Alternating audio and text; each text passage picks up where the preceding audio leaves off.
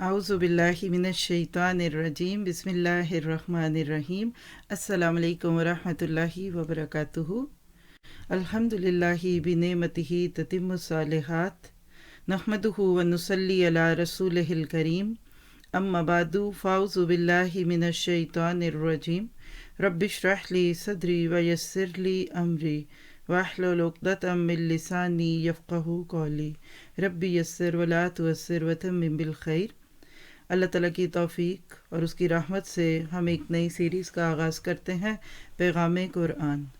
असल में ये कुरान पाक की मुख्तसिल वज़ाहत पारा बाय पारा है, जिसमें हमारा फ़ोकस क्या होगा, हम चंद मुख्तलिफ़ नुक्तों पे बात करेंगे, चंद चीज़ें आपके साथ शेयर करती हूँ ताकि आप इस इंट्रो को सुनने के बाद ज़हनी तौर पे तैयार हों और ख़ुद को भी और दूसरों को भी इसकी दावत दे सकें। हकीकत यह है कि कुरान पाक हमेशा ही पढ़ा जाता है, लेकिन रमज़ान में कुरान का पढ़ना और भी खूबी का बायस है। लेकिन जब इंसान तरावीह पढ़ने के बाद कुरान पाक का वो हिस्सा पढ़ता, सुनता या जानता है जिसको अभी कुरान पाक में पढ़ा या फिर अभी पढ़ना है, तो यकीनन पहली बात तो यह है कि तरावी समझ में आता है, तरावी में पढ़ा हुआ कुरान पाक समझ में आता है। और दूसरी चीज़ ये है कि इंसान को वक्त गुज़रने का एहसास नहीं होता। तो इंशाअल्लाह ताला हम हर रोज़ एक पारा करते हुए आखिरी पारे तक पहुँचेंगे। चंद चीज़ें पारा शुरू करने से पहले पहले आपकी और मेरी ज़हनी तैयारी की। बिस्मिल्लाहिर्रहमानिर्रहीम। अल्लाह ताला के नाम के साथ हम ये शुरू करेंगे ताकि अल्लाह ताला की मदद भी आए, उसकी बरकत भी हो। इस सीरीज़ का नाम है पैगाम कुरान और हकीकत में ये खुलासाए मज़ामीन कुरान है। कुरान का असल पैगाम क्या है, इसको जाने बग़ैर हम इसके जितने मुख्तलिफ़ पहलू जानते जाएंगे, हम असल बात पे नहीं जाएंगे। ये बिल्कुल ऐसे ही है कि आप किसी को किसी के लिए कोई पैगाम देते हैं और साथ बीच में दूसरी बहुत सारी बातें भी हो जाती हैं, तो वो बातें तो याद रह जाएं और पैगाम भूल जाए। ये बड़ी ज़्यादती की बात है। आपके साथ अक्सर ऐसा ही होता होगा कि बहुत सारी बातों में, बहुत सारे मैसेजेस के दौरान असल पैगाम न सामने नहीं रहता। कुछ आज ऐसा ही कुरान पाक के साथ भी होता दिखता है कि लोग बहुत सारी और चीज़ों में पढ़ के, कोई इसके लफ्ज़ों में जाता है, कोई तजवीद में, कोई ग्रामर में, कोई तफसीर में जाता है, लेकिन पैगाम याद नहीं रहता। तो पैगाम जानने के लिए ज़रूरी है कि आप जितना उस बात के करीब रहें। तो इंशाअल्लाह ताला इसके अंदर हम कुरान पाक के अल्फाज और ख़ास तौर पे उसकी आयतों के करीब रहेंगे और आप देखेंगे कि कुरान पाक की आयतों के करीब रहना आपको मुझे कितना ज़्यादा फ़ायदा देता है। ये बिल्कुल ऐसे ही है कि खालिस दूध भैंस के पास जाने से मिलेगा, खालिस सोना कान के पास जाने से मिलेगा, इसी तरह खालिस इल्म कुरान के मेन पैगाम पर फोकस करने से मिलेगा। और हकीकत है कि कुरान पाक सबसे बड़ी दौलत है। अल्लाह सुब्हानहू तआला ख़ुद फरमाते हैं सूरत यूनुस आयत 57-58 में, ये है असल में बुनियादी पैगाम। या अय्युहन्नास क़द जाअतकुम मौइज़तुम मिर रब्बिकुम व शिफ़ाउल लिमा फ़िस्सुदूर व हुदन व रहमतुल लिल मुमिनीन क़ुल बिफ़द्लिल्लाहि व बिरहमतिहि फ़बिज़ालिका फ़ल्यफ़रहू हुवा ख़ैरुम मिम्मा यजमऊन। ऐ लोगो, ज़रा महसूस कीजिए, इंसानियत के पैगाम, उनके रब का पैगाम हमने तो ले लिया, इसको दूसरों को कौन देगा, हमारे ज़रिए जाएगा। आ गई है तुम्हारे पास नसीहत तुम्हारे रब की तरफ से और शिफा इसके लिए जो सीनों में है और मोमिनों के लिए हिदायत और रहमत। ए नबी सल्लल्लाहु अलैहि वसल्लम, कह दीजिए कि ये किताब अल्लाह के फ़ज़ल और उसकी रहमत से है, तो इन्हें चाहिए कि वो इस पर खुशियाँ मनाएं। ये इससे कहीं बेहतर है जो वो जमा कर रहे हैं या वो जमा करते हैं। हकीकत ये कि ये बेहतरीन किताब है, इसको आगे लेकर जाने वाला भी बेहतरीन हो जाता है। अल्लाह के नबी सल्लल्लाहु अलैहि वसल्लम ने फरमाया, खैरुकुम मन तअल्लमल कुरान व अल्लमहु, तुम में से बेहतरीन लोग वो हैं जो कुरान सीखें और सिखाएं। صحیح بخاری کی یہ روایت ہے، تو آپ کو مجھے اس چیز کی دعا کرنی ہے کہ اللہ ہمیں ان بہترین لوگوں میں شامل فرما لے۔ اور حقیقت یہ ہے کہ قرآن حکیم سب سے جامع ذکر بھی ہے اور افضل کلام بھی ہے۔ اس کی دلیل حضرت ابو سعید الخدری رضی اللہ عنہ کی روایت ہے، رسول اللہ صلی اللہ علیہ وسلم نے فرمایا، جب بھی اللہ کے نبی کا فرمان آئے تو بالکل توجہ اس میں چلی جائے، کیونکہ اصل میں جب بات کہنے والے کی طرف کان لگ جاتے ہیں تو پھر اس کی بات بھی سمجھ میں آتی ہے۔ کیا فرمایا؟ اللہ تبارک تعالیٰ فرماتے ہیں، جس کو قرآن نے باز رکھا میری یاد سے اور مجھ سے مانگنے سے، تو میں اس کو اس سے بہتر دے دیتا ہوں جو مانگنے والے کو دیتا ہوں۔ اللہ کے کلام کی فضیلت باقی تمام کلاموں پر ایسے ہے جیسے کہ اللہ تعالیٰ کی بزرگی تمام مخلوق پر ہے۔ ذرا سے اس کو امیجن کریں، یعنی کوئی شخص قرآن پاک سے اتنی محبت کرتا ہے کہ دعا بھی مانگنی ہے اور دل تو قرآن میں اٹکا ہوا ہے، کہا قرآن پڑھتے رہو، میں تمہاری دعائیں بن مانگے قبول فرما لوں گا۔ اللہ اکبر کبیرہ، کتنا پیارا ہے یہ کلام۔ اور دوسری بات دیکھیے کہ اللہ کی بزرگی، اس پہ تو کسی کو کوئی شک نہیں، تمام مخلوق پر کتنی ہے، ذرا کوئی تصور بھی ہے؟ کوئی آپ میرے میں سے اس کے بارے میں تصور بھی کر سکتا ہے؟ تو اسی طرح سے آپ اور میں اس کا بھی تصور نہیں کر سکتے۔ کیا کہ اللہ کے اس کلام کی کیا شان ہے، اس کو اس کا ڈیو حق دینے لگے آج امت مسلمہ کے نمائندے، تو بہت سارے لوگوں میں خیر پہنچ جائے۔ اصل میں ہم نے اپنے آپ کو اس کتاب کے ساتھ ویسے جوڑا ہی نہیں جیسا کہ جوڑنے کا حق تھا، ورنہ آج حالات مختلف ہوتے۔ پھر اسی طرح سے آپ دیکھیے کہ ہم یہ سفر کیوں شروع کرنے والے ہیں، اس لیے کہ قرآن حکیم کے درس و تدریس کے لیے جمع ہونے کی کچھ برکات ہیں۔ چاہے آپ گھر میں بیٹھ کر سن رہے ہیں اور اپنے ارد گرد والوں کو اس کے لیے رکھ رہے ہیں، یا آپ کسی جگہ پر جا کر اللہ کے دین کی کوئی بات سنتے ہیں، اس کی بہت سی برکات ہیں، اور اس کو جاننے کی ضرورت ہے ان لوگوں کو جو اس کا ابھی تک اہتمام نہیں کر پائے۔ حضرت ابو ہریرہ رضی اللہ تعالیٰ عنہ سے روایت ہے کہ نبی اکرم صلی اللہ علیہ وسلم نے فرمایا، جب بھی کچھ لوگ جمع ہو کر اللہ کے گھروں میں سے کسی گھر میں اللہ کی کتاب کی تلاوت کرتے اور آپس میں سے سیکھتے اور سکھاتے ہیں، تو ان پر سکون اور اطمینان کا نزول ہوتا ہے اور رحمت ان پر چھا جاتی ہے اور فرشتے ان کو گھیر لیتے ہیں، اور اللہ تعالیٰ ان کا تذکرہ اپنے مقربین کی محفل میں کرتا ہے۔ صحیح مسلم کی روایت۔ ذرا سا خود کو یقین دلائیے، یہ کس کی بات ہو رہی ہے، کس کے لیے، کیا سیکھا اس حدیث سے؟ پہلی بات ہے کہ اللہ کے گھروں میں سے کوئی گھر، یا آپ کا میرا گھر بھی ہو سکتا ہے، یہ کوئی مسجد بھی ہو سکتی ہے جس کو اللہ نے خود ہی کہہ دیا کہ مسجدیں تو اللہ کے گھر ہیں۔ دوسری بات ہے قرآن پاک کی تلاوت۔ تلاوت کیا ہوتی ہے؟ تلاوت کہتے ہیں تلا یتلو تلون کو، پیچھے لگ جانا، الفاظ اور معنی کے پیچھے لگ جانا، یعنی ادھر سے الفاظ چلے اس سے اس کا معنی سمجھ میں آنے لگا۔ ہمارے ہاں تلاوت کا مفہوم عمومی طور پہ کیا دیا جاتا ہے؟ بس پڑھنا، اور اچھے اعراب کے ساتھ پڑھنا بڑی اچھی بات ہے، لیکن یاد رکھیے پڑھنے والے کو جب قرآن سمجھ آتا ہے پھر تلاوت ہوتی ہے، ورنہ تو آپ نارویجن لینگویج میں کچھ پڑھتے رہیے یا فرینچ میں پڑھتے رہیے اور آپ کو سمجھ نہ آئے تو پھر ذہن تو پیچھے نہیں لگے گا، اور تلاوت میں ذہن کا پیچھے لگنا بھی آتا ہے، یعنی جو بات آپ بول رہے ہیں، سن رہے ہیں، وہی چیز آپ کا دماغ اور دل بھی جان رہا ہے۔ چلیے اس کرائیٹیرین پہ لیتے ہوئے خود سے پوچھتے ہیں کتنی تلاوت کی آج میں نے؟ چند سوال خود سے نوٹ کرنے کے ہیں۔ کیا واقعی پورے پارے کی تلاوت کرتی ہوں، یا اس میں سے صرف ان حصوں کی تلاوت کرتی ہوں جو مجھے سمجھ آتے ہیں؟ جب میں تلاوت کرتی ہوں تو میرا ذہن اس کے الفاظ میں، اس کی ادائیگی میں محو ہوتا ہے، اور کیا اس کے معنی کو بھی میں سمجھتی ہوں؟ بس اس طرح کے چھوٹے چھوٹے سوالات کرتے جائیے خود سے، اللہ تعالیٰ آپ کا دل کھولتا جائے گا۔ پھر دوسری بات دیکھیے کہ آپس میں اسے سیکھتے اور سکھاتے ہیں، علم یعلم تعلیم، دونوں ہی باتیں ہیں۔ یعنی قرآن پاک کی ایسی خوبصورت تلاوت کی جائے کہ جس میں ترجمہ بھی چل رہا ہو، جیسے ہم دورہ قرآن میں بھی کرتے ہیں اور کسی حد تک اس سیریز میں بھی کریں گے۔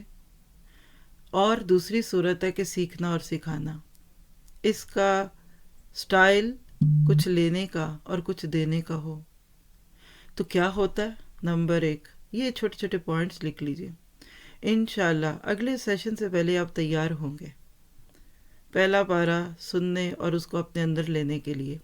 تو پہلی چیز کیا ہے کہ ان پر سکون اور اطمینان کا نزول ہوتا ہے۔ کوئی اپنی گھڑی یاد کیجئے کہ آپ علم کی محفل میں تھے اور بالکل آپ کی یہی کیفیت ہوئی تو وہ یہی تھی۔ ظاہری بات ہے کہ جس علم کو لینے کے لیے فرشتے آئیں گے اور جس بات کو سن کر آپ اللہ کے کلام کو اپنے سینے میں انڈیلنے کی کوشش کریں گے تو سکون اور اطمینان تو ہوگا، اور ایک خاص قسم کا سکون اور اطمینان جو آپ کو قرآن کی محفل میں ملتا ہے، اصل میں یہ جنت کا تعارف بھی ہے۔ جنت میں جانے کے بعد لوگوں کے دل کی کیفیت کیا ہوگی، یہ آپ کو علم کی محفل میں محسوس ہو سکتی ہے۔ دوسری بات دیکھیے کہ رحمت ان پر چھا جاتی ہے۔ رحمت کیا ہے؟ الرحمن علم القرآن اور الرحمن الرحیم۔ رحمت اللہ تعالیٰ کے ساتھ جڑی ہوئی ہے، جیسے رحم سے جڑی ہوئی ہے۔ پتہ کیا چلا کہ یا حی یا قیوم برحمتک استغیث، اے زندہ اور اے تھامنے والے، تیری رحمت کا امیدوار ہوں۔ اللہ کے نبی صلی اللہ علیہ وسلم کثرت سے یہ دعا مانگتے تھے، جب آپ پر کوئی گھبراہٹ طاری ہوتی تب آپ یہ مانگتے۔ وہ رحمت کیا ہے کہ جب رحمت کی چادر انسان کے اوپر اللہ تعالیٰ اڑھا دیتا ہے تو اس کے گناہ چھپ جاتے ہیں، اس کے دل سے گناہوں کی محبت چلی جاتی ہے اور اس کی نیکیاں باہر آنے لگتی ہیں، اور دن بدن دل میں نیکیوں کا شوق اور جذبہ پیدا ہونے لگتا ہے۔ آج تو کثرت سے اس دعا کی ضرورت ہے کہ اے مالک ہمیں رحمتوں کی چھاؤں میں رکھ لے۔ ایک شخص جس پہ رحمت ہو جائے وہ باہر نہیں رہ سکتا، اس کا دل دماغ اندر ہوتا ہے۔ آپ دیکھیں کہ اس وقت بھی علم کی محفل میں آ کے بیٹھنا اور اپنے آپ کو علم کے لیے فوکس کرنا اسی کے لیے آسان بھی ہے اور ممکن بھی ہے جس پہ اللہ تعالیٰ کی رحمت ہو جائے۔ کئی دفعہ ایسا نہیں ہوتا، آپ بہت سیکھنا چاہتے ہیں، آپ ایسی محفلوں کو ڈھونڈتے ہیں، لیکن عین وقت پہ کوئی مشکل ہو جاتی ہے، کوئی مسئلہ، کوئی بات، اب آپ گھبراہٹ کا شکار ہیں، کیا کروں، کیسے کروں، یہ نہیں تو وہ نہیں۔ تو سمجھ لیجئے کہ آپ کو اس وقت اللہ کی رحمت مانگنی ہے۔ آپ کوئی کام کرنا چاہتے ہیں، ہو نہیں رہا، پھر کیا ہوا، چھوڑ دیجئے، پھر موقع آ جائے گا۔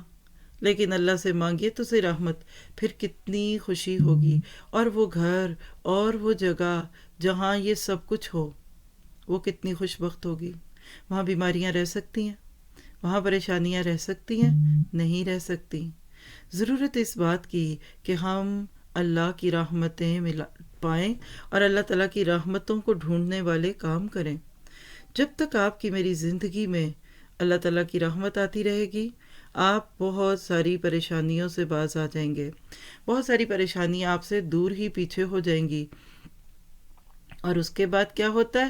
فرشتے ان کو گھیر لیتے ہیں۔ تیسرا فائدہ، فرشتے ان کو گھیر لیتے ہیں۔ اللہ کی بندی اپنے آپ کو سمجھا کہ جس جگہ کو فرشتے گھیر لیں اس جگہ پہ پھر شر رہ سکتا ہے، وہاں شیطان رہ سکتا ہے، وہاں پریشانیاں رہ سکتی ہیں، اور فرشتے تو فزیکلی گھیرتے ہیں، زمین سے آسمان تک کے بیچ کی جگہ فل ہو جاتی ہیں۔ اللہ اپنے فرشتوں کو امبریلا بنا دیتا ہے، سائبان بنا دیتا ہے ان لوگوں پہ کہ جو بیٹھ کر اللہ کی کتاب کو سیکھتے اور سکھاتے ہیں۔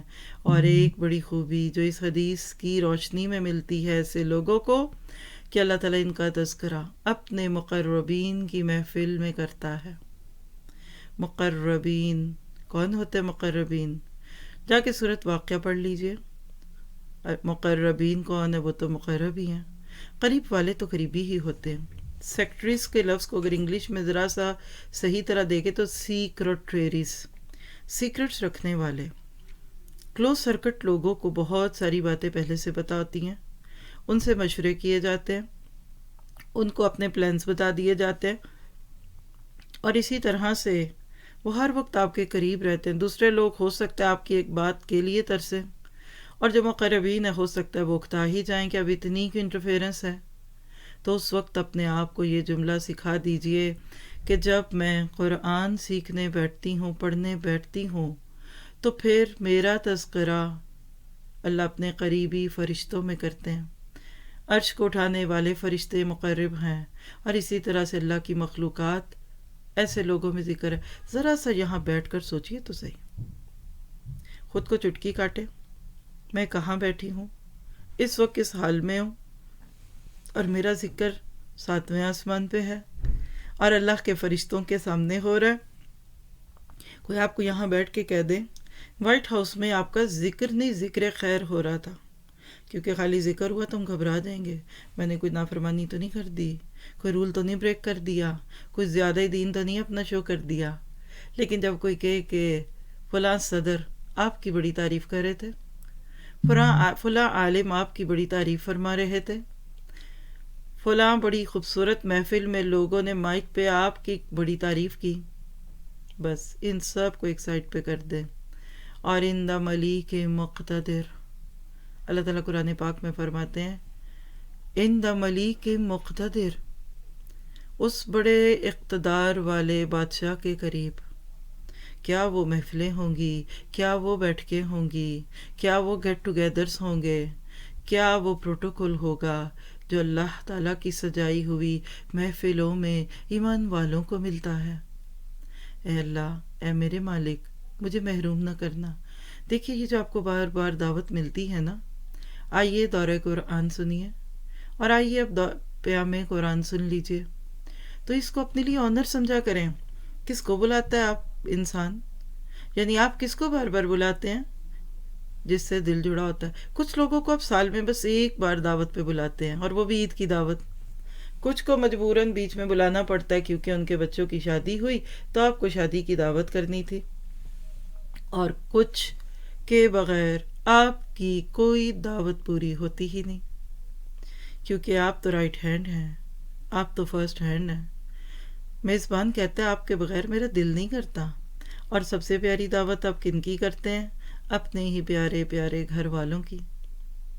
اس وقت بھی کئی جگہ افطاری کا وقت ہوگا اور سوچ رہی ہوں گی مائیں کیا بنائیں، بلکہ سوچ لیا ہوگا کیونکہ ابھی تو تیاری کا وقت شروع ہوا. تو یاد رکھیے سب سے پیاری دعوت آپ اپنے گھر والوں کی کرتے ہیں. اور قرآن والے تو اللہ کے گھر والے ہیں. اللہ کے نبی صلی اللہ علیہ وسلم کی اللہ کے نبی صلی اللہ علیہ وسلم کی بڑی خوبصورت روایت ہے کہ ان للہ اہلین من الناس. آپ نے اپنے صحابہ کا شوق ابھارنے کے لیے کہا میرے صحابہ، کچھ لوگ دنیا میں ہیں، رہتے زمین پہ ہیں، نام ان کے انسانوں سے جڑے ہوئے، لیکن وہ اللہ کے اہل و عیال ہیں، اللہ کے گھر والے. سوال ابھرتا ہے اللہ کے گھر والے، ہاؤ از اٹ پاسبل؟ وہ تو لم یلد ولم یولد ہے، نہ اس کی بیوی ہے نہ اس کا بیٹا ہے، تو پھر اس کے گھر والے کون ہیں؟ آپ سوچیں گے شاید انبیاء کرام کو محبت سے کہہ دیا ہوگا، اللہ کے نبی کے صحابہ کو کہہ دیا ہوگا، کچھ فرشتوں کا نام لے لیا ہوگا. نہیں، فرمایا ہم اہل القرآن، وہ قرآن والے ہیں، وہ خاص لوگ ہیں. ہم خاصتہ، وہ تو وی آئی پیز ہیں، وہ تو بہت پیارے لوگ ہیں. اور امام بخاری رحمہ اللہ اس حدیث پہ باب باندھتے ہوئے کہتے ہیں ہم اہل القرآن. کون؟ علم والے، جو علم کی خدمت کرتے ہیں، جن کا دل علم کی محفلوں میں لگتا ہے. وہ یہ نہیں کہتے کہ اب اور کیا سنیں، وہ کہتے ہیں بس اور وقت نکال لیتے ہیں، اپنے آپ کو ذرا آرگنائزڈ کر لیتے ہیں. تو جب ایسے لوگوں کے ہاتھوں میں قرآن آتا ہے تو پھر ایک وقت جو کل قیامت کے دن آنے والا ہے، اس دن کی رسوائی سے انسان بچتا ہے. تصویر کا ذرا سا دوسرا رخ بھی دیکھ لیجئے. فریاد رسول صلی اللہ علیہ وسلم. قیامت کے دن بہت سارے لوگ نبی صلی اللہ علیہ وسلم کی سفارش کی امید پہ جائیں گے کہ اللہ کے نبی ہماری سفارش کریں گے اور ہماری بیڑی تر جائے گی، جس کو کہتے ہیں نا کہ کر دے میرا بیڑا پار۔ لیکن امید شفاعت کی تھی، لگ شکایت گئی۔ اور شکایت کیا لگی؟ سورۃ فرقان آیت 30 نوٹ کیجیے گا۔ وقال الرسول، اور رسول صلی اللہ علیہ وسلم کہیں گے، مراد کیا ہے کہ شکایت لگائیں گے، یا ربی، اے میرے رب۔ اللہ کے ساتھ اپنے ڈائریکٹ تعلق کو کھولتے ہوئے کہیں گے، یا ربی، اے میرے رب، ان قومی، یہ ہے میری وہ قوم، یہ میرے لوگ ہیں، یہ مسلم ہیں، یہ امت محمدیہ کے لوگ ہیں، یہ امت وسط کے لوگ ہیں، یہ کنتم خیر امت اخرجت للناس کا ٹائٹل پانے والے، یہ لقب پانے والے لوگ ہیں۔ آپ سوچیں گے کہ اس کے بعد تو ایک ہی جملہ ہوگا، بس ان کی تعریفیں کریں گے اللہ کے نبی؟ نہیں، ان قوم اتخذوا ھذا القرآن مہجورا، یہ میری قوم کے وہ لوگ ہیں جنہوں نے پکڑا اس قرآن کو اور چھوڑا بھی۔ دیکھیے، اتخذوا اور مہجورا دو اپوزٹ چیزیں ہیں۔ میں اس کے پہلے تو صحیح ترجمے پہ آ جاتی ہوں۔ کہیں گے، اے میرے رب، میری قوم کے لوگوں نے یا میری قوم نے اس قرآن کو بیکار شے سمجھ کر نظر انداز کر دیا تھا۔ جی، یہی معنی ہے۔ اور اس کے گھریلو سے ترجمے کروں نا اپنی سمجھ کے لیے اور کچھ اور لوگوں کی، تو کیا بنتا ہے؟ اور رسول کہیں گے، اے رب، یہ میری قوم کے وہ لوگ ہیں جنہوں نے اس قرآن کو پکڑ کر بھی چھوڑا ہوا تھا۔ اتنی کچی گرفت تھی ان کی قرآن پہ کہ پکڑتے بھی تھے اور ان کے ہاتھ سے بار بار چھٹتا تھا، جیسے کوئی ایک ٹیشو پیپر پکڑے اور لاوالی پن میں اس کے ہاتھ سے گر جائے۔ یہ اس کتاب کو پکڑتے تھے رمضان میں، تراویح میں، شبینے میں، عمرے پہ جا کر، لیکن جب زندگی میں عملی تقاضے آتے تھے تو چھوڑ دیتے تھے۔ یہ پکڑتے تھے عمل کے وقت بھی، لیکن جہاں کوئی مخالفت آتی تھی تو چھوڑ دیتے تھے۔ یہ پکڑتے تھے اس قرآن کو، لیکن جب کوئی چیز اس کتاب کی ان کے لائف سٹائل سے ٹکراتی تو چھوڑ دیتے، اور اس کتاب سے کوئی اہم چیز سامنے آتی اسی وقت میں ان کے بقول، تو اس کو چھوڑ کے اس کو لے لیتے۔ کوئی بات نہیں، یہ تو خیر ہے، کلاس بھی تو لازمی ہے نا، اسکول بھی تو جانا ہے، بازار بھی تو ابھی کھلے ہیں۔ یعنی لیسٹ پرائرٹی ان کے لیے یہ قرآن تھا۔ دیکھیے، اس کا نمبر نوٹ کر کے بعد میں جا کر صرف اس ایک آیت کی تفسیر سن لیجئے تو آپ کا دل گواہی دے گا اس بات کی کہ یہ وہ کتاب ہے جس نے انسانوں کی نہیں، قوموں کی تقدیر بدلی تھی۔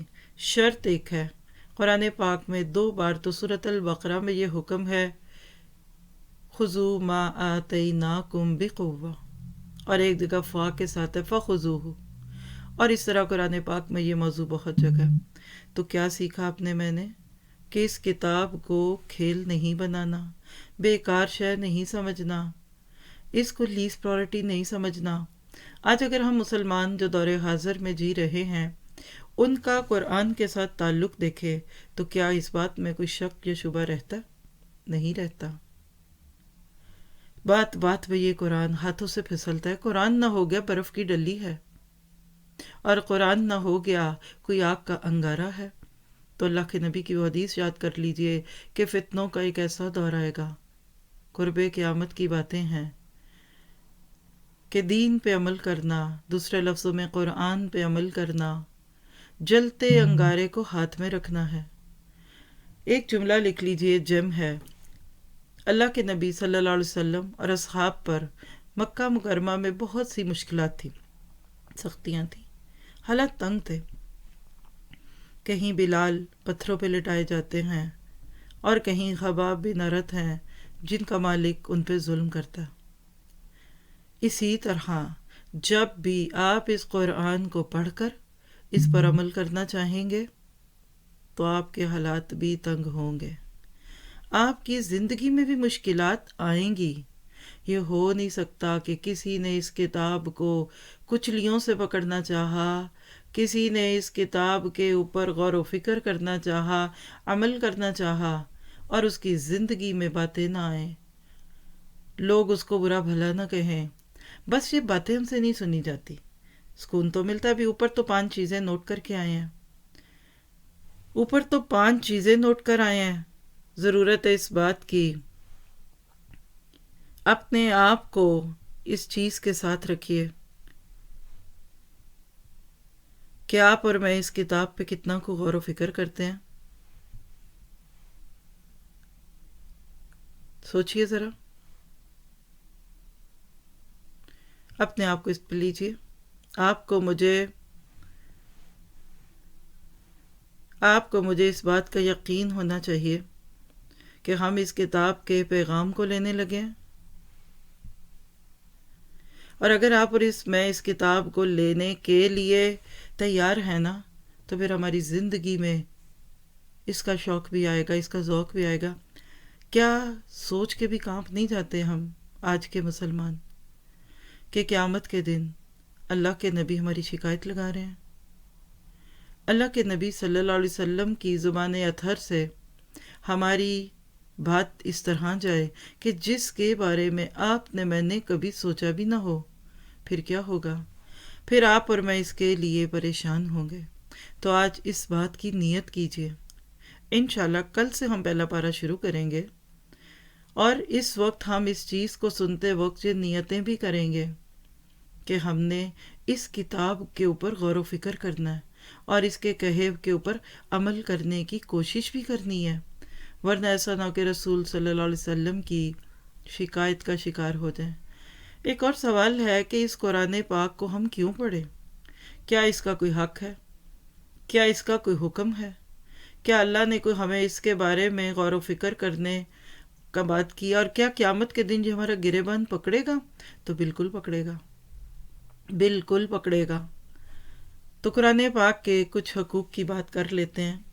اللہ کے نبی صلی اللہ علیہ وسلم کی ایک حدیث ہے، بہقی کی یہ روایت ہے، اے قرآن والو، قرآن کو تکیہ نہ بنا لو، بلکہ دن اور رات کے اوقات میں اس کی تلاوت کریں۔ سوچئے ذرا، آپ اور میں کیا حقیقت میں اس کتاب کے ساتھ ایسا تعلق رکھتے ہیں؟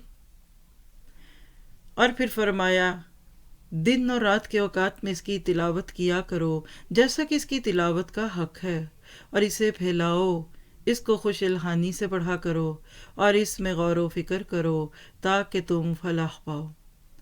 تو قرآن کو تکیہ بنانا کیا ہے کہ بس اس کے 4 لفظ پڑھ کے اسی پہ تکیہ نہ کر لو کہ نجات تو ہو ہی جائے گی۔ رات دن گھروں میں قرآن کی تلاوت ہونی چاہیے، جیسے ابو ہریرہ رضی اللہ عنہ کے گھر میں ہوتی تھی۔ دن میں حدیث رسول کا درس لیتے تھے، اور رات میں اللہ کا کلام کھولتے تھے۔ پوری رات کے 3 حصے، ایک حصے میں خود تلاوت فرماتے، دوسرے حصے میں بیوی، اور تیسرے حصے میں غلام قرآن پاک کی تلاوت کرتا۔ اے اللہ ہمارے گھروں کو ایسے ہی بنا دے۔ اور آج کل کے حالات نے الحمدللہ ہمارے گھروں میں کافی حد تک خیر ڈال دی ہے۔ اے اللہ یہ خیر کبھی چلی نہ جائے، ہم دن رات اس کتاب کی روشنی میں گزاریں، اور اس کی تلاوت بھی کریں، اور اس کا حق ادا کریں، اور اس کو خوش الحانی سے پڑھیں، اور اس پہ غور و فکر کریں۔ یہ سارے حق ہیں، اس پر ایمان لائیے، اس کے اوپر غور و فکر کیجئے، اور پھر اس کے بعد حقیقت میں آپ کیا کریں گے کہ اس کتاب کو دوسروں تک بھی شیئر کریں گے، اپنا عمل بھی بڑھتا جائے گا، اور اس کے بعد پھر دوسروں کے ساتھ شیئر کرنا بھی آسان ہوگا۔ تو قرآن پاک کی شان میں جو کچھ بھی کہہ دیجئے کم ہے۔ میرے آپ کے لیے اس کتاب کو اللہ تعالیٰ نے جو پیش کیا، تو ہم انشاءاللہ اس سیریز کے آغاز میں تھوڑی سی بات کر لیتے ہیں تمہیدی طور پر اس کتاب کے اوپر غور و فکر کی۔ کیسی خوبصورت یہ کتاب ہے، کیا کچھ اس میں ہو رہا ہے، کس طرح اللہ تعالیٰ نے اس کو میرے آپ کے لیے رکھا۔ تو آپ نے انشاءاللہ تعالیٰ اگلے سیشن سے پہلے ایک کاغذ قلم ساتھ رکھنا ہے، اور آپ کو اس میں سے جو چیزیں ملیں گی وہ کیا ہے کہ آپ قرآن پاک کے چھوٹے چھوٹے موتی چنیں گے. آپ اس کے اندر سے اپنے لیے عمل کی باتیں بھی لیں گے اور اس میں سے خیر کی باتیں بھی ملیں گی. مثلاً صرف مثال دینے کے لیے آپ سے چند چیزیں شیئر کر دیتی ہوں کہ ہم اپنے پیغام القرآن کے سیشنز میں کیا کچھ کیا کریں گے. نمبر 1، ہم جو بھی صورت چلے گی اس کا تعارف لیں گے. پھر اس کے بعد رکوع اور آیات کا جائزہ لیں گے. کچھ اہم ہدایات جو ہمیں آیات کی روشنی میں ملیں گی اس کو نوٹ کریں گے. پھر اس کے بعد ڈوز اینڈ ڈونٹس، اوامر اور نواہی، اس کو لیں گے کہ اس پارے میں سے حکم والی آیتیں کیا ہیں، گنتی گنیں گے بس، اللہ تعالیٰ نے کیا کیا حکم دیے اور کیا کیا نہیں دیے. اور اس کے بعد پھر انشاءاللہ اپنے وقت کے مطابق ایک حدیث شیئر کر کے سوال جواب کا موقع دیا جائے گا. یہ پورا سیشن ایک ایک سیکنڈ ہماری توجہ چاہے گا، اور انشاءاللہ تعالیٰ اس کو لیتے ہوئے ہم خود کو خوش قسمت محسوس کریں گے. اور ہر وہ انسان، ہر وہ بھائی اور بہن جو وقت کی کمی کا شکار ہے، چاہنے کے باوجود بھی دور قرآن کو لائیو لے کر نہیں چل پا رہا، تو وہ اس کو لائیو سن سکتا ہے. لائیو کا لفظ میں نے اس لیے بولا کہ لائیو از لائف. زندگی اور مردگی میں فرق کیا ہے؟ آپ دیکھیں، اپنا ہی ہوتا ہے، پیارا ہی ہوتا ہے، رشتے بھی قائم ہوتے ہیں، لیکن ادھر سانس نکلی، آپ اس کو نہلانے دھلانے اور کفنانے کی کوششیں کرتے ہیں، اور اس کے بعد کیا ہوتا ہے سبھی جانتے ہیں. جلدی سے دفن کیجیے. حکم بھی یہی ہے. کیا نکل گیا؟ لائف نکل گئی. تو لائیو اور ریکارڈڈ میں فرق لائف کا ہے. گو کہ آج کے حالات میں یہ بہت بڑا الٹرنیٹ ہے کہ ہم کسی بھی استاد کے ساتھ پڑھنے کی بجائے بعد میں اس کو اپنی سہولت سے پڑھ لیں، علم آ جائے گا، تربیت کم ہوگی. تو لہٰذا ضرورت ہے اس بات کی کہ ہم آج سے ہی نیت کریں. کسی کے پاس ٹائم انیوژل ہے تو کوئی بات نہیں، پھر بعد میں بھی سنیں. بعد میں جتنا سنیں، اسی لیے یہ دیا جا رہا ہے. ہر جگہ کی تراویح کا وقت تو نہیں لیا جا سکتا نا، لیکن مقصد یہ ہے کہ تراویح کا قرآن زندہ ہو جائے. وہ سپارہ جو پڑھا وہ سمجھ میں آنے لگے، وہ دل کے راستے آنکھوں میں سے نکلے، اور آپ کی بھی آنکھوں سے آنسو نکلنے لگے کہ مجھے یہ کتاب سمجھ آ رہی ہے. تو اس کے لیے ریکارڈنگز اویلیبل ہوں گی، ہر میڈیم پہ ہوں گی انشاءاللہ تعالی، اور آپ دیکھیں گے کہ اپنے آپ کو اس میں ہم خوش قسمت محسوس کریں گے. آج صرف آپ کو سورۃ البقرہ کا ایک اوور ویو دیتی ہوں. کل سے ترتیب ہماری انشاءاللہ پارے کے شروع سے لے کر چلنے کی ہوگی، اور اس میں ہم کچھ چیزیں یوز کریں گے اللہ تعالیٰ کی توفیق سے. علم اکیڈمی کے پلیٹ فارم کے تھرو سے کچھ اسٹڈی مٹیریل ہوگا جو آپ کو انشاءاللہ کوشش کریں گے کہ براڈ کاسٹ کے دوران دکھایا جا سکے. اللہ تعالیٰ سے یہ دعا کیجیے کہ وہ آپ کے میرے لیے اس کا سیکھنا اور اس کا سننا اور اس کا سمجھنا آسان کر دے. تو آپ دیکھیے کہ سورۃ الفاتحہ تو سورۃ الفاتحہ ہی ہے. اس کو تو جو ہی آپ کھولتے ہیں آپ کی آنکھیں بہہ نکلتی ہیں. رب اور اس کے بندے کا تعلق، دو لوگوں کی کنورسیشن ہے. لیکن جب آپ پارا شروع کریں گے تو سورۃ فاتحہ کی کچھ باتیں ادھر دوں گی. آج صرف ایک سیمپل کے طور پہ آپ کو یقین دلانے کے لیے کہ یہ وقت، اس کا ایک ایک سیکنڈ آپ کے لیے قیمتی ہے. تو چند چیزیں نوٹ کر سکیں تو کر لیجئے، نہ کریں تو کوئی بات نہیں. سورۃ بقرہ کا جائزہ. سورۃ بقرہ میں اگر آپ غور و فکر کرتے ہیں تو اس کے دو حصے ہیں. پہلا حصہ آیت نمبر 1 سے 152 152 ہے، اور جس کو اگر رکوع کی فارم میں دیکھیں تو 1 سے 18 رکوع ہیں. اگر آپ ان کو تھوڑا سا دیکھیں تو اس میں آیت نمبر 1 سے لے کر 39 جو پہلے 4 رکوع ہیں، یہ تمہیدی مضامین ہیں، جس کو پھر سب ڈیوائیڈ کریں گے. یعنی آپ اس کو اپنے حساب سے اپنے نوٹس میں ایک مائنڈ میپ کی صورت میں نوٹ کر لیں گے تو فوراً میرے ساتھ لکھ لیں گے. جملوں کی صورت میں لکھ رہے ہیں تو نہیں لکھیں گے، ٹھیک ہے، تو میں دوبارہ بول دیتی ہوں. پہلا حصہ آیت 1 سے 152، 1 سے 18 رکوع ہے، یہ 18 رکوع ہیں ایک پہلے شروع کے. جب آپ اس کو تھوڑا سا کلوز سرکٹ میں دیکھتے ہیں تو آیت نمبر 1 سے 39 جہاں چوتھا رکوع پورا ہوتا ہے یہ تمہید ہے. اب اس کے بھی مزید حصے کیجئے. آیت 1 to 20 اسلام کے حوالے سے 3 کردار: پکے مسلمان، پکے کافر اور منافقین. اس کے بعد آیت 21 سے 29 21 to 29 قرآن حکیم کی دعوت کیا ہے، پیغام کیا ہے قرآن کا. اور 30 سے لے کے 39 تک قرآن حکیم کا فلسفہ کیا ہے، کیا فلسفی ہے قرآن مجید کی.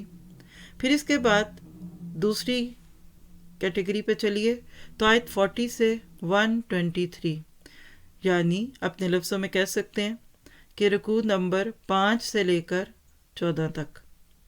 اس کا ٹاپک ہے سابقہ امت مسلمہ سے براہ راست خطاب. اور اس کے پھر مزید کچھ حصے کیے جائیں تو 40 سے 46 سابقہ امت مسلمہ کے لیے دعوت ہے، جس کو ہم بنی اسرائیل کہتے ہیں. اور دعوت کس چیز کی ہے؟ کہ مسلمان ہو جاؤ، اللہ کے نبی کو اپنا مخالف نہیں اپنا معاون سمجھو. کیوں مخالفت میں پڑتے ہو؟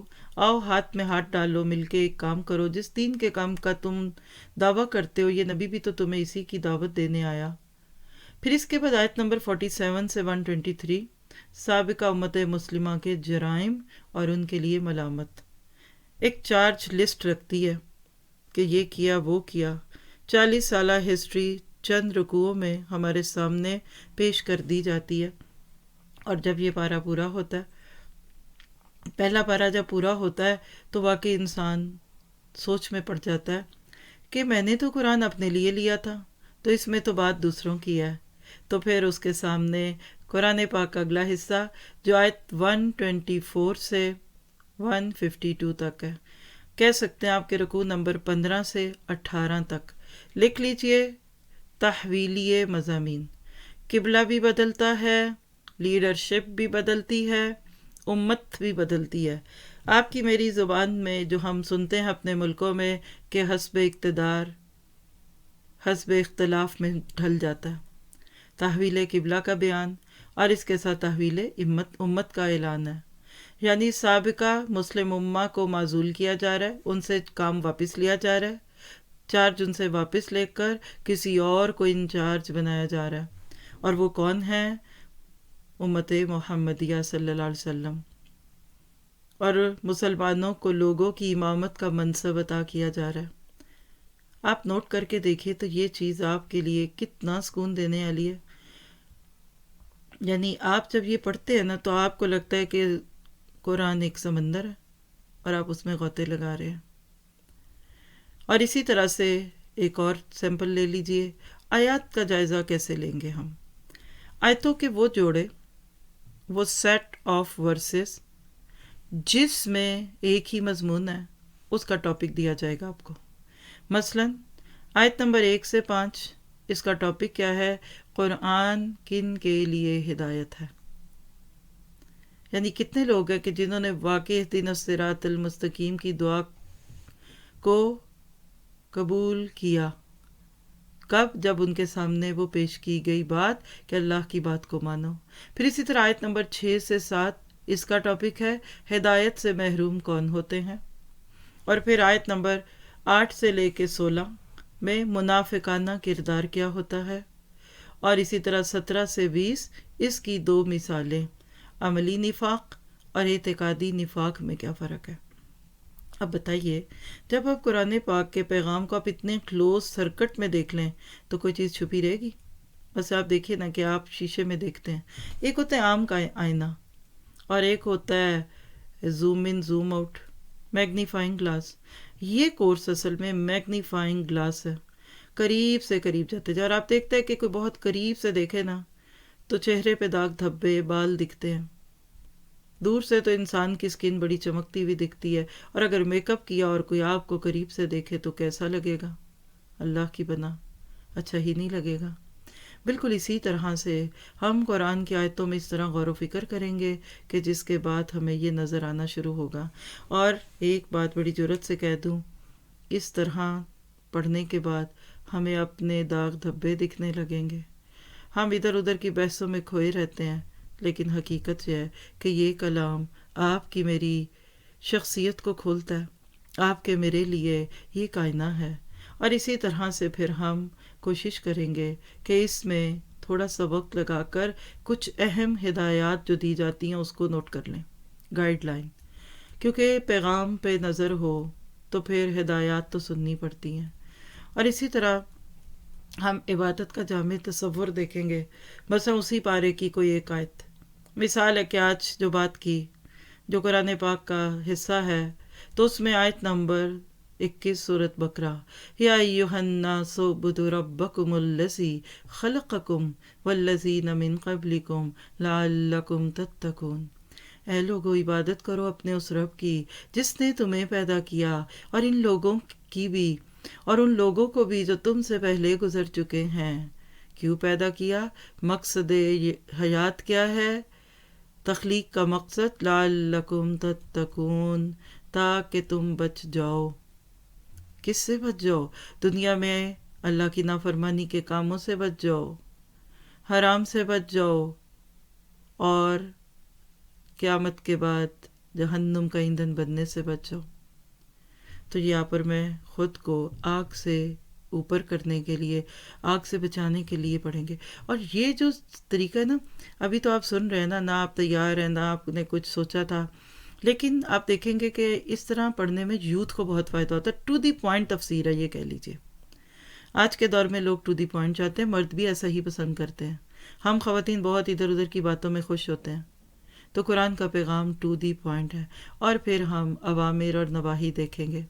مثلا مثال دے دیتی ہوں، اگر ہم قرآن پاک کے بالکل آغاز میں دیکھیں، شروع ہی کے رکوع میں، تو پہلا حکم نماز ادا کرنے کا ہے، خرچ کرنے کا ہے، اقیم الصلاۃ ہے نا. پھر اسی طرح سے مما رزقناہم ینفقون، اور اسی طرح عبادت سوبدوا ربکم.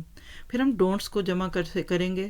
مثلا شرک، نفاق، دین کی محنت سے فرار حاصل کرنا.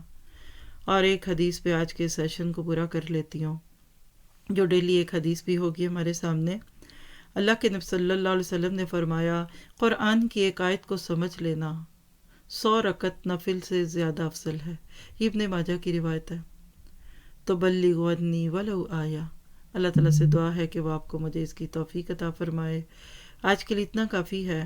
کل انشاءاللہ براہ راست ہم شروع کریں گے قرآن پاک کے پہلے پارے کے ساتھ، اس طرح سے لیں گے کہ جس کے بعد واقعی ہمیں سمجھ میں آئے گا کہ پیغام قرآن کیا ہے.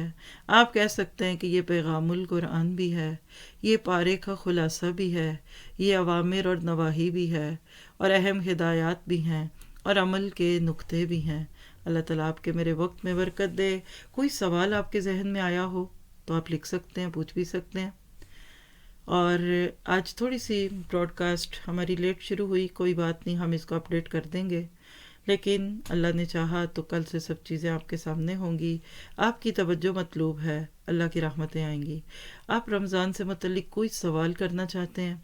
چونکہ اس سال کا رمضان پچھلے سارے رمضانوں سے مختلف ہے، تو کچھ سوالات ابھر سکتے ہیں. بہت خوشی کے ساتھ اس کا جواب دیں گے. آپ ابھی بھی یہ کر سکتے ہیں کہ آپ جس گروپ میں ایڈڈ ہیں یا جس ذریعے سے بھی آپ کو یہ بتایا گیا، تو آپ اس میں سوال چھوڑ دیجئے. تو انشاءاللہ تعالیٰ کل کے سیشن سے پہلے آپ کے سوالات کا جواب دیا جائے گا. سبحانک اللہم و بحمدک اشہد ان لا الہ الا انت استغفرک و اتوب الیک. اور آخری بات کہ آپ اپنا فیڈ بیک دیجئے گا. آپ اس میں کوئی اور چیز ایڈ کرنا چاہتے ہیں تو بسم اللہ، ابھی تو سفر شروع نہیں ہوا. آپ کو کچھ چیزیں ایسی لگیں کہ یہ تو ہمیں پتہ ہی ہے، دورہ قرآن میں تو سب مل رہا ہے، تو ہم اس کو نکال بھی دیں گے. آپ اس کو صرف اسپرچل باتوں کا سیشن چاہتے ہیں کہ آپ کو اس کی روح دی جائے، تو پھر یہ روح القرآن ہوتا. پیغام القرآن کو اس کے ٹیکسٹ کے ساتھ لیں گے. اللہ تعالیٰ آپ سے مجھ سے راضی ہو.